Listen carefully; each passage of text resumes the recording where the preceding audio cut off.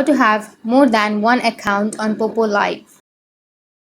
So if you want to have more than one account on Poppo Live, then if you open up your Poppo Live, then you won't be able to add more than one account on your Poppo Live, right? So you can simply log out of your Poppo Live and then you can again log into a new account. You can go with the profile, which is on the bottom right, and here under settings you may have a logout option. Simply tap on logout and then add another account. But if you want two accounts at the same time, then what you need to do is you just need to simply check if you have a clone option on your device or not. So if you tap and hold on to that Poppo Live application, then you may get an option of clone. If you don't have the clone option, then you will not be able to add a clone. So here, if I choose Facebook Lite, then I have an option of app clone, right? So what you need to do is simply press and hold on to your Poppo Live, and if you get an option of app clone, then you just need to simply tap on app clone and you'll be able to have two apps. So for example, I'll be choosing WhatsApp, and if you go with app clone, then here you can see that I have two WhatsApp. So in this way, you just need to simply clone your application.